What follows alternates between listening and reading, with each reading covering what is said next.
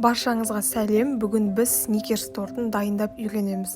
Сникерс тортын дайындауда бірінші бисквиттен бастаймыз. Алдымен жұмыртқаның ағына шым-шым тұз қосып жіберіп, миксердің ең жай жылдамдығынан бастап көпіртеміз.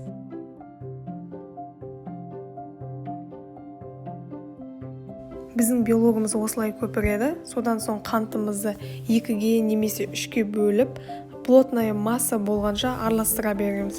Мен 2-ге бөліп салдым.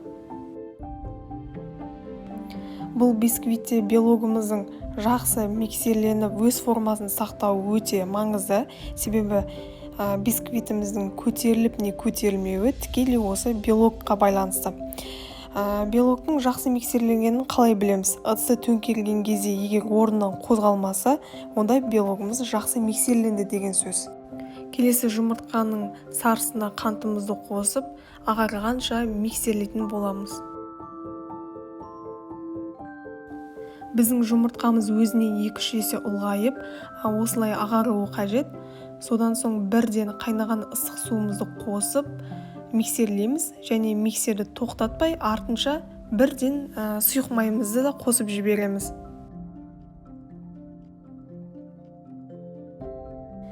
Енді біз барлық құрғақ заттарымызды ситадан өткізіп, жақсылап тұрып миксерлейміз.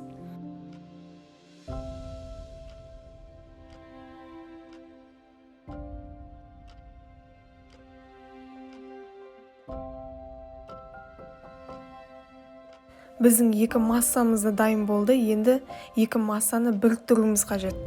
Ол үшін белокты 3-ке немесе 4-ке бөліп, екінші массаға қосамыз. Мен белокты 3-ке бөліп саламын. Және араластырған кезде сағат тілі бойынша оңнан солға қарай бір келкі масса болғанша ақырын араластырамын.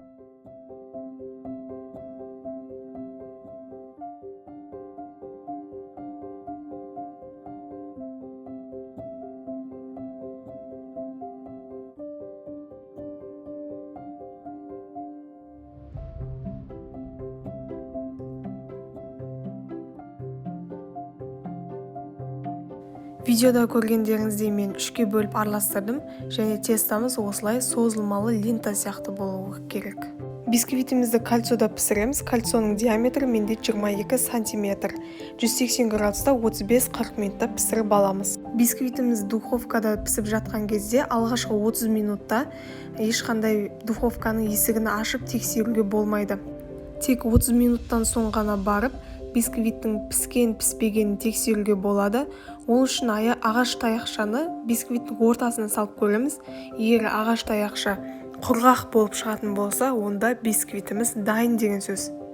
Бисквитіміз піскеннен соң оны пищевая пленкаға орап холодильникте 5-6 сағатта ұстасақ, бисквит влажный болып шығады және кесілгенде оңай кесіледі.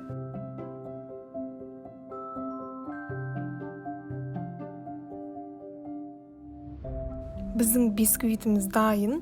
Тортты жинайтын кезде теңдей 3 бөлікке бөліп, кесіп, дайындап қоямыз. Келесі созылмалы карамель дайындаймыз. Керекті ингредиенттерді алдын ала дайындап аламыз.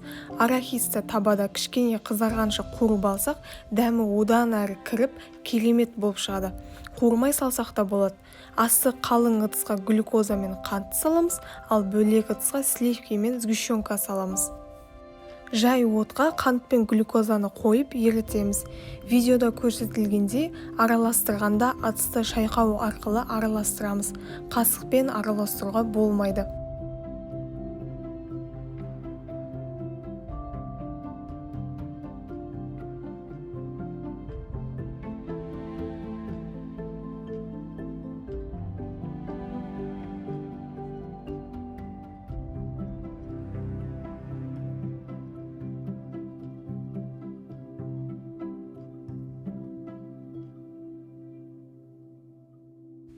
Міне біздің қантымыз толықтай еріп, глюкозамен бірікті.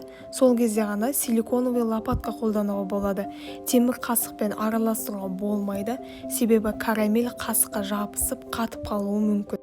Біздің карамеліміз осындай янтарный түске енген кезде, яғни сарқыштау болған кезде сливки мен сгущенка араласқан ыдысымызды жай отқа қыздырып бастаймыз. Сливкиді қайнатпаймыз, тек қайнағанға дейін ысытып аламыз. Карамель қоңыр түске енген кезде ыстық сливкиді құямыз. Лопаткамен араластырамыз. Шамамен бір 15 минуттай араластырсақ жеткілікті.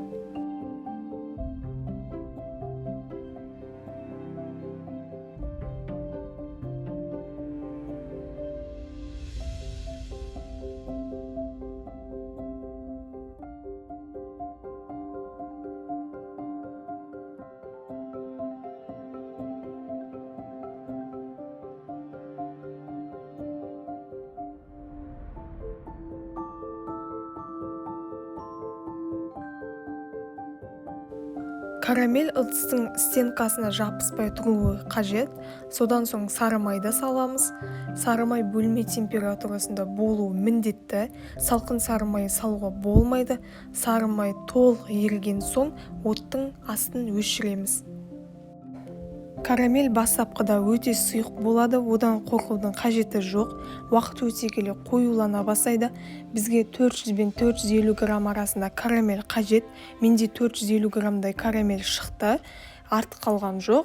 Содан соң барып қуырылған арахисті саламыз, араластырамыз және бөлме температурасында суытамыз.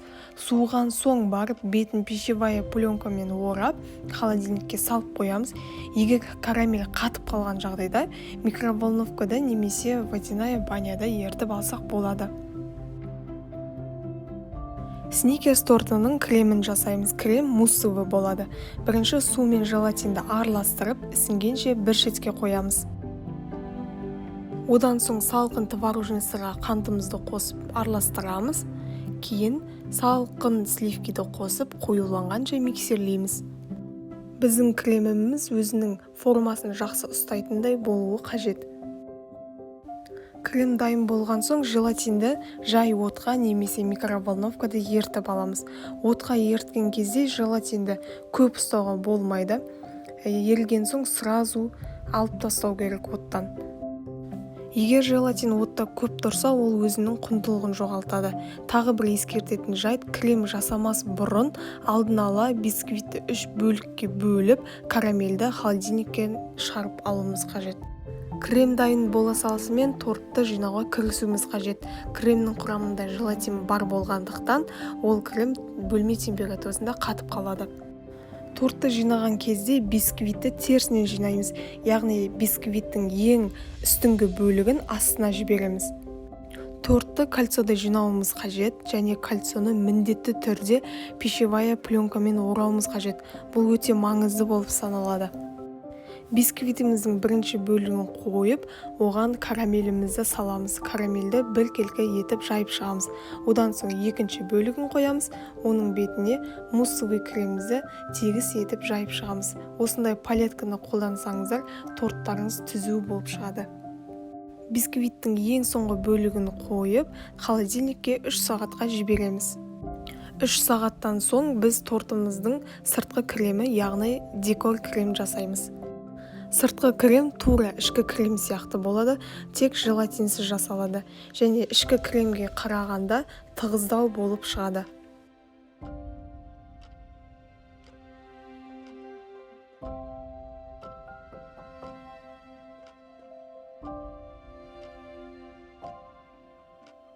Біздің крем дайын, крем өте тығыз және жұмыс жасауға ыңғайлы болып шығады.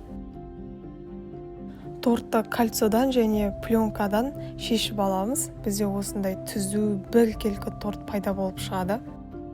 Бір келкі етіп, енді кремді жағып шығамыз. Видеода көрсетілгендей, кремді бір келкі етіп жағып шығуға тырысыңыз және тегіс етіп түзілуге тырысыңыз. Сол кезде фотоға түсіргенде жалпы сырт көзге өте әдемі болып көрінеді.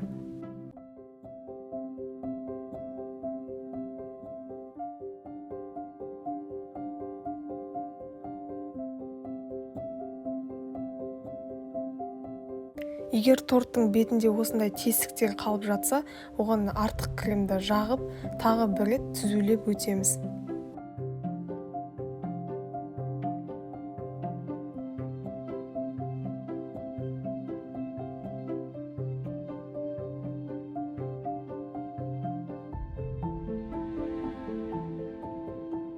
Торттың обтяжкасы дайын. Енді біз тортымызды холодильникке бір 4 сағатқа қойып аламыз. Себебі алдағы уақытта бетіне шоколад құятын кезде тортымыз еріп кетпесі үшін.